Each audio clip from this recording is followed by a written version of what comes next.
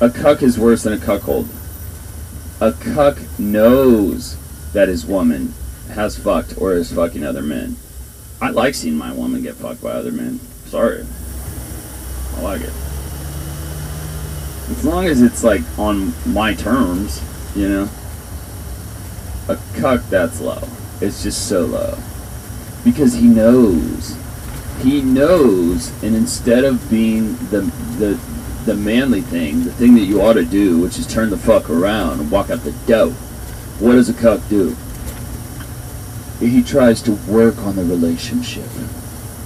Go to counseling. Oh yes, we had a little bit of a crisis, but we worked through it. This translates as, in normal speak, as, yeah, my woman was fucking some other guy, but she convinced me to put up with it and take her back. And just accept it. Like little fucking pure bitch that I've become. That's what that shit means, okay?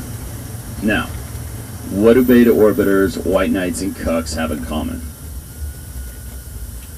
They all desire a woman. They all desire that woman. But they think two things. They think, number one, they will never find somebody as good as her. Good as her in whatever quality, whatever's important to the guy. They think that they will never find a woman as good as her. And they are so overwhelmed by their desire that they are willing to rationalize their own behavior and somehow sort of explain it away so as to continue to desire this woman. You see what I'm trying to say? It's actually kind of subtle. And it's very, very dangerous. It's something you have to guard against at all times.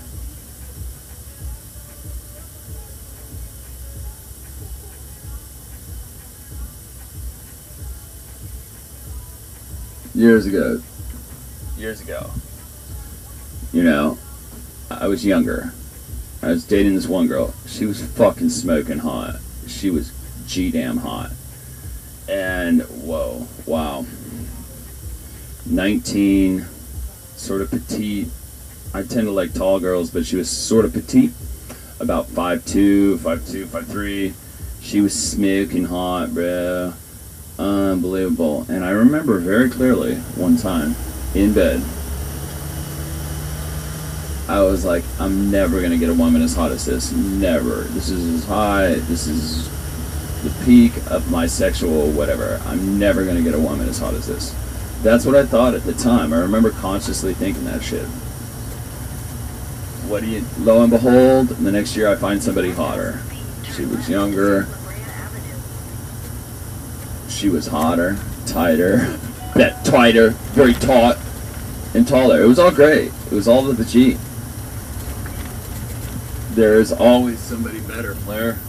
Always a BBD, a bigger, better deal with more BDE.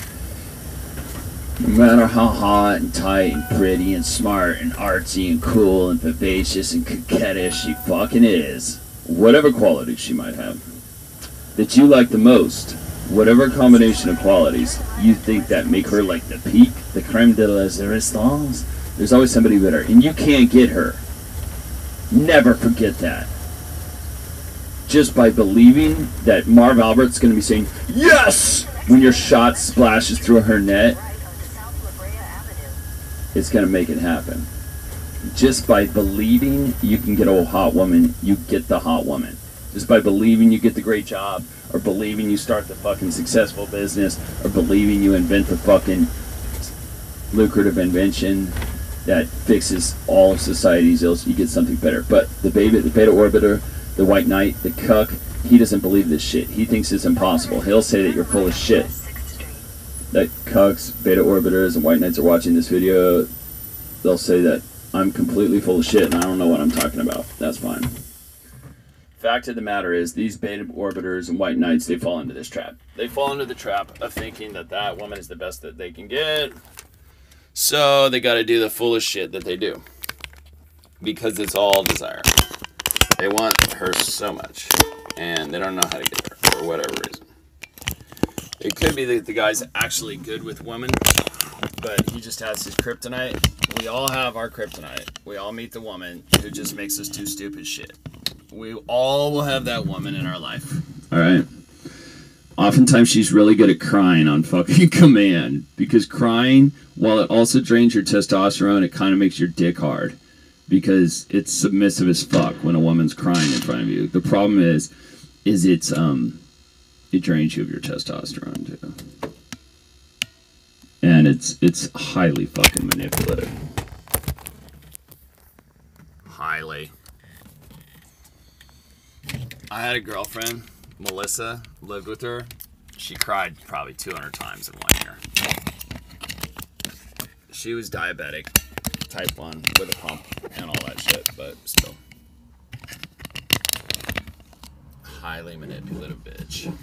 Highly manipulative bitch. Depends what day you catch me talking about her. Talk about her on some days. She's the most wonderful thing ever.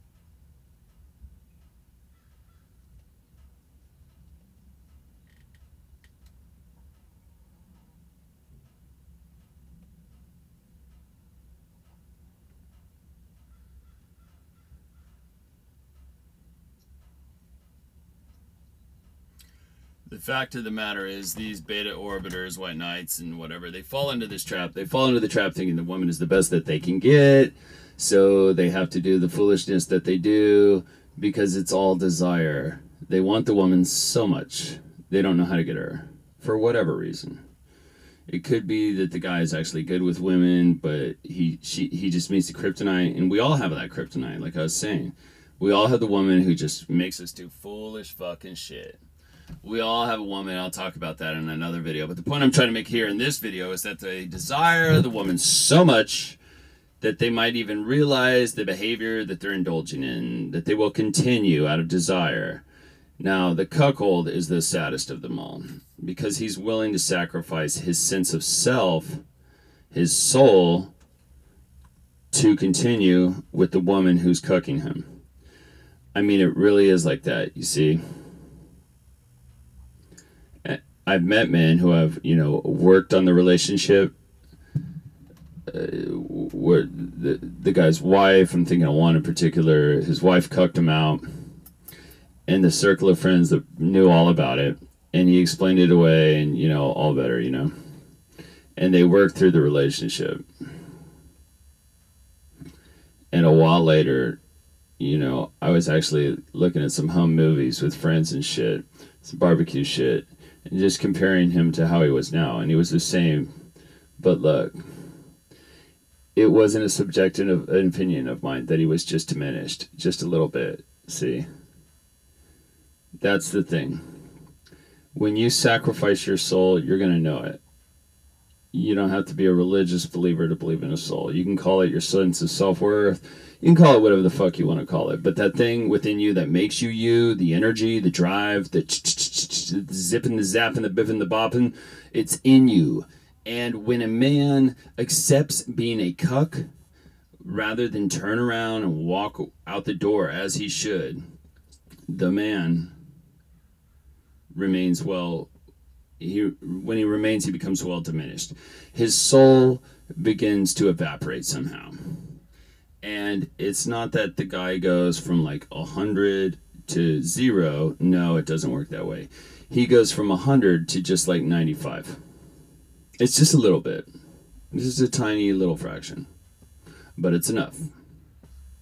You see those guys who run the 100-yard dash. You see those skiers who do the giant slalom, right? And the victory, what's victory? It's fractions of a second. It's thousandths of a second. Just that little tiny bit. Just that little tiny bit makes the difference. That's all it takes. That's what happens to cucks. They lose their edge. They lose their soul. And not like a big chunk of it, just like a tiny little fraction. But it's that tiny little fraction that changes a man.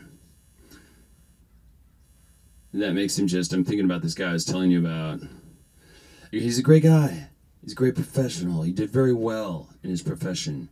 Just great in every way. But there was just something just diminished.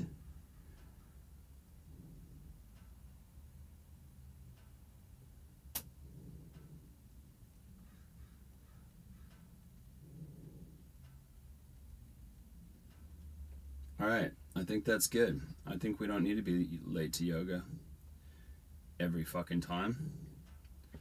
Running in there